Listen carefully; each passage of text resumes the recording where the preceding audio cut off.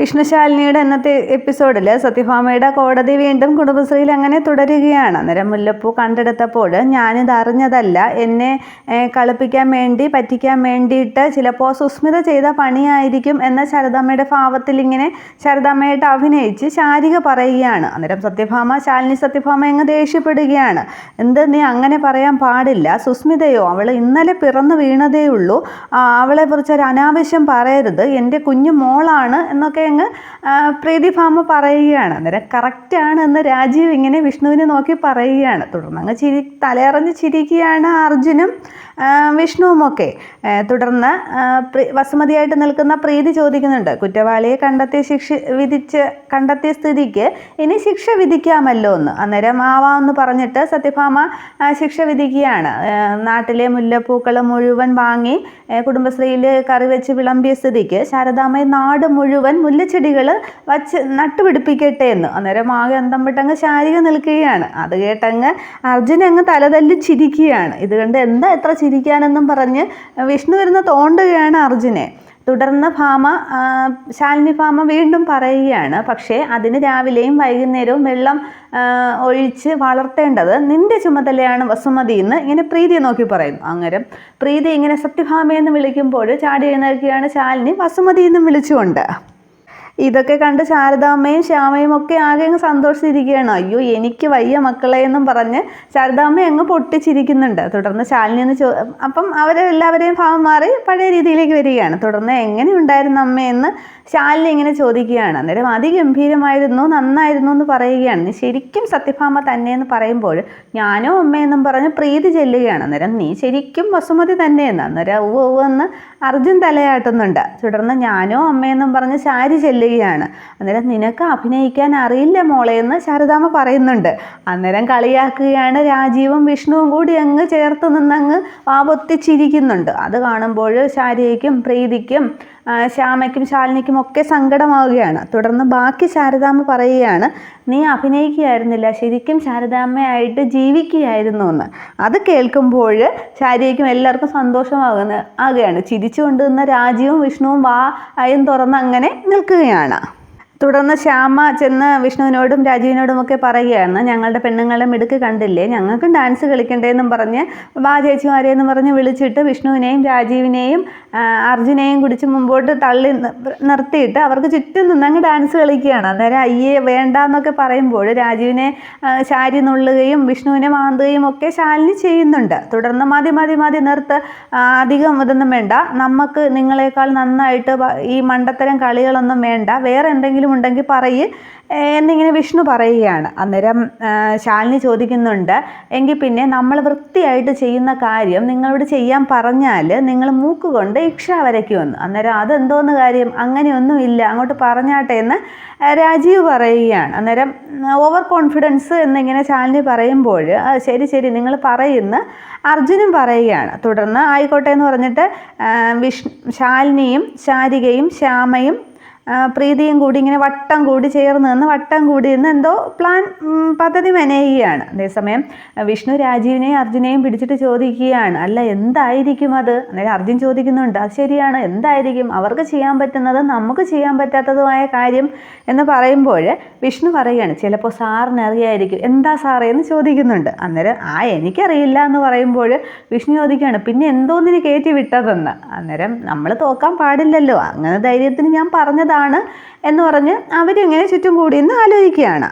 തുടർന്ന് ശ്യാമ പറയുകയാണ്, അപ്പോൾ വെല്ലുവിളി ഏറ്റെടുക്കാൻ തയ്യാറാണല്ലോ എന്ന്. അന്നേരം എന്താണെന്ന് വെച്ചാൽ അങ്ങോട്ട് പറയുമെന്ന് അർജുൻ പറയുകയാണ്. തുടർന്ന് പാചകം എന്നിങ്ങനെ അവർ 4 പേരും കൂടി ഒരേ സ്വരത്തിൽ പറയുമ്പോൾ ഇവർ 3 പേരും വാവിളിക്കുകയാണ്. എന്നിട്ട് പാചകമോ എന്നിങ്ങനെ ചോദിക്കാനായിട്ട് അർജുനും വിഷ്ണുവും രാജീവും പറയുകയാണ്. എന്നിട്ട് അത് തെറ്റിച്ചൊക്കെ പറയാനായിട്ട് ശ്രമിക്കുന്നുണ്ട്. എന്നിട്ട് അവരിങ്ങനെ അന്തം വിട്ട് നിൽക്കുമ്പോൾ ശ്യാമ പറയുകയാണ്, അപ്പോൾ നിങ്ങളെ കൊണ്ട് പറ്റില്ലെങ്കിൽ തോൽവി സമ്മതിച്ചോ, ചമ്മലൊന്നും വേണ്ട എന്ന് പറയുകയാണ്. അന്നേരം ആര് തോൽവി സമ്മതിക്കുന്നു, ഞങ്ങളതിന് റെഡിയാണെന്ന് രാജീവ് പറയുകയാണ്. അന്നേരം അർജുൻ പറയുന്നുണ്ട്, ഇത് 8ന്റെ പണിയാണ്, പെട്ട ലക്ഷണമാണ് എന്നൊക്കെ. അന്നേരം വിഷ്ണു പറയുകയാണ്, അതെ നമ്മൾ തോക്കുമെന്നാണ് തോന്നുന്നതെന്ന്. അന്നേരം രാജീവ് പറയുകയാണ്, ഇതൊന്നുമില്ല, കുറച്ച് വെള്ളം ചൂടാക്കി അതിലേക്ക് പച്ചക്കറി ഇട്ട് പുഴുങ്ങിയെടുക്കുന്ന ഏർപ്പാടാണ്. അതിപ്പോൾ ആര് ചെയ്താലും ഒരുപോലെ ഇരിക്കൂ എന്ന് പറയുകയാണ്. കോളേജ് ലൈഫിൽ ഞാനിതൊക്കെ ഒരുപാട് പയറ്റിയതാണെന്ന്. അന്നേരം അർജുൻ ചോദിക്കുന്നുണ്ട്, അപ്പോൾ സാറിന് ഇതൊക്കെ നേരത്തെ അറിയാമല്ലേ? അറിയാമെന്ന് പറയുമ്പോൾ വിഷ്ണുവിനങ്ങ് സന്തോഷമാവുകയാണ്. എങ്കിൽ ഞങ്ങൾ വെല്ലുവിളി ഏറ്റെടുക്കുന്നു, കൊടു കൈയെന്നും പറഞ്ഞ് വിഷ്ണു ഇങ്ങനെ കൈ നീട്ടുമ്പോൾ ഒരു 3 പേരും കൂടി ഇങ്ങനെ കൈയടിച്ച് പാസ്സാക്കുകയാണ്. ഇതൊക്കെ കണ്ടങ്ങ് സന്തോഷിച്ചിരിക്കുകയാണ് ശാരദാമ്മ. ഇതേ സമയം കുടുംബശ്രീ വീട്ടിലേക്ക് കാറിൽ പുറപ്പെടുന്നുണ്ട് സുസ്മിതയും സത്യഭാമയും കൂടി. ഇതേ സമയം ഹേമലതയുടെ ആ 2 ആളുകൾ വീണ്ടും ഒരു ബാഗൊക്കെ ആയിട്ട് കുടുംബശ്രീ വീട്ടിലേക്ക് വരികയാണ്. അന്നേരം വിഷ്ണു വെളിയിലേക്ക് ഇറങ്ങി വരുന്നുണ്ട്.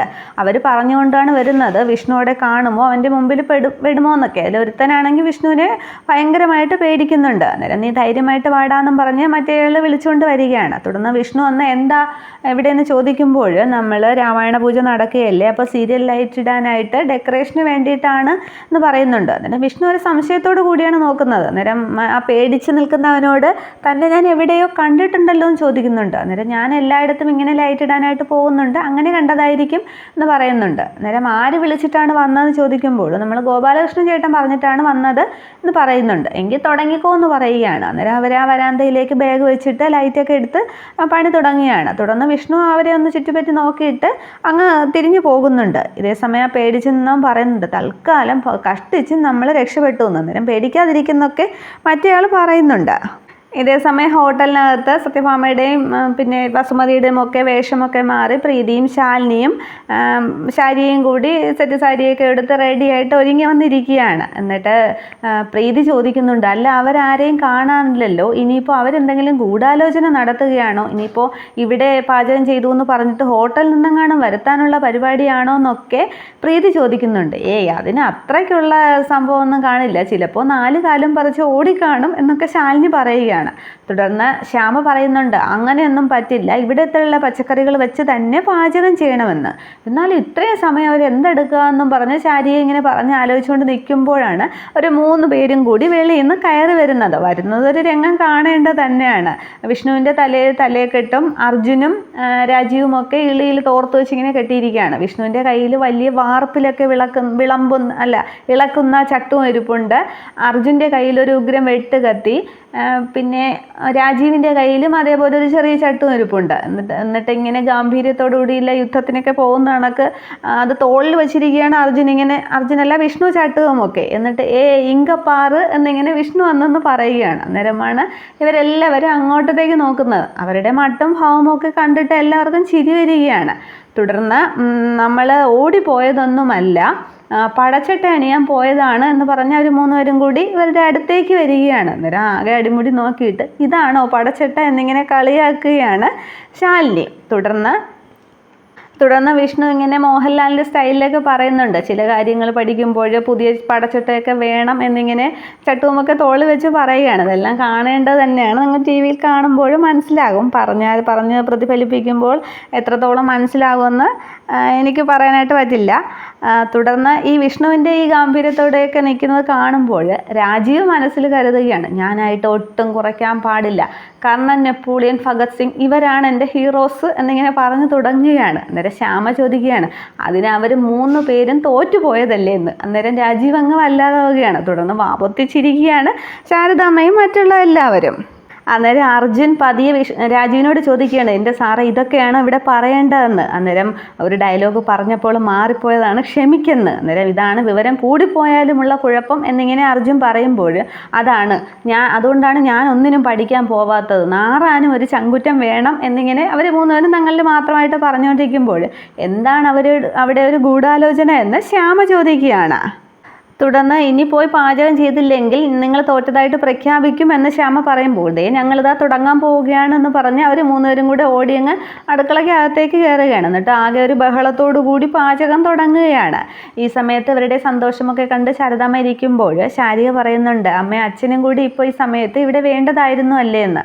അന്നേരം പ്രീതിയുടെയും ശാലിനിയുടെയും മുഖം അങ്ങ് വല്ലാതാവുകയാണ്. അന്നേരം ശാരദാമ്മ ഓർക്കുന്നത് അന്ന് അമ്പലത്തിൽ പോയപ്പോൾ ഗോപാലകൃഷ്ണൻ അവിടെ നിന്ന് രാമായണം വായിക്കുന്നത് ഓർത്ത് ശാരദാമ്മയ്ക്ക് കണ്ണ് നിറയുന്നുണ്ട്. അന്നേരം എന്താ അമ്മയുടെ കണ്ണൊക്കെ നിറഞ്ഞല്ലോ എന്ന് ശാരിക ചോദിക്കുമ്പോൾ ഒന്നുമില്ല എന്ന് പറഞ്ഞങ്ങ് മുഖം തിരിക്കുകയാണ് ശാരദാമ്മ. തുടർന്ന് ശാലിനി പറയുന്നുണ്ട്, സത്യാമ്മ ഇതുവരെ കണ്ടില്ലല്ലോ എന്ന്. ഇതേസമയം കാറിലിരുന്ന് സുസ്മിത സത്യഭാമയോട് പറയുന്നുണ്ട്, ആൻറ്റി ഈ യാത്ര വേണ്ടായിരുന്നു, എന്നെ അവർ വിളിച്ചില്ലല്ലോ, ഞാനൊരു അധികപ്പറ്റാകും അവിടെയെന്ന്. അന്നേരം എനിക്കും ഇഷ്ടമുണ്ടായിട്ടല്ല, പിന്നെ രാഘവേട്ടൻ്റെ നിർബന്ധം കൊണ്ടാണ്. പിന്നെ എനിക്കൊപ്പം വരുന്നതാണെങ്കിലും നിനക്ക് എന്നെ പോലെ തന്നെ അവിടെ പ്രാധാന്യം കിട്ടിയിരിക്കും, അല്ലെങ്കിൽ എന്നെ അപമാനിക്കുന്നതിന് തുല്യമല്ലേ എന്ന് പറഞ്ഞ് സത്യഭാമ ഇങ്ങനെ ഇരിക്കുമ്പോൾ അതിനൊരു എരി കയറ്റാനായിട്ട് സുസ്മിത പറയുന്നുണ്ട്, ഒരു വിധത്തിൽ ഈ യാത്ര നല്ലത് തന്നെയാണ്, ആൻറ്റിക്ക് വല്ലപ്പോഴുമെങ്കിലും സ്വന്തം മകളെ കാണാമല്ലോ എന്ന്. അന്നേരം സത്യഭാമയുടെ മുഖം അങ്ങ് വിഷമിക്കുകയാണ്. വിഷമാവസ്ഥയിൽ ഭാമ ഇങ്ങനെ ഇരിക്കുമ്പോൾ അത് ഏറ്റവും പറഞ്ഞ് സന്തോഷത്തോടു കൂടി ഇരിക്കുകയാണ് സുസ്മിത.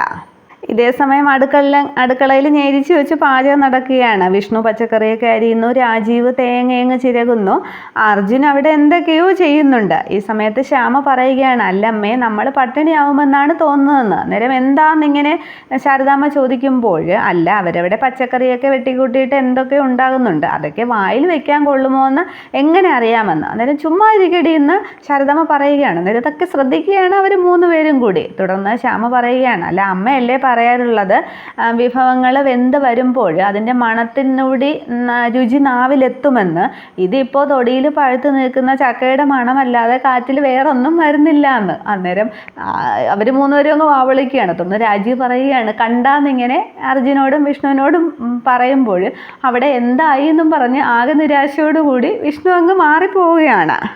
തുടർന്ന് രാജീവും അർജുനും വിഷ്ണുവും കൂടിയെന്ന് ആലോചിക്കുകയാണ്. വിഷ്ണു ഇങ്ങനെ തേങ്ങ ഇങ്ങനെ പൊക്കിയിട്ട് കളിച്ചുകൊണ്ടാണ് പറയുന്നത്, ശരിക്കും എന്തോ പെട്ടു നമ്മൾ, ശ്യാമം പറഞ്ഞതുപോലെ എന്തോ കുഴപ്പം പറ്റിയിട്ടുണ്ടോ എന്ന്. അന്നേരം ആണോ എന്നിങ്ങനെ അർജുൻ ചോദിക്കുമ്പോൾ ശരിയായിരിക്കും എന്നിങ്ങനെ രാജീവ് സമ്മതിക്കുകയാണ്. അന്നേരം അർജുൻ പറയുന്നുണ്ട്, സാറിനെല്ലാം അറിയാമെന്നും പറഞ്ഞല്ലേ നമ്മളിത് ഏറ്റുപിടിച്ചതെന്ന്. അന്നേരം ഒരു സ്പിരിറ്റിൽ ഞാനതങ്ങ് പറഞ്ഞു പോയതാണെന്ന് രാജീവ് പറയുന്നുണ്ട്. തുടർന്ന് വിഷ്ണു പറയുകയാണ്, ഇനി സാമ്പാറും അവിയലും കൂട്ട് തെറ്റിയതായിരിക്കും, അതായിരിക്കും മണമൊന്നും വരാത്തതെന്ന്.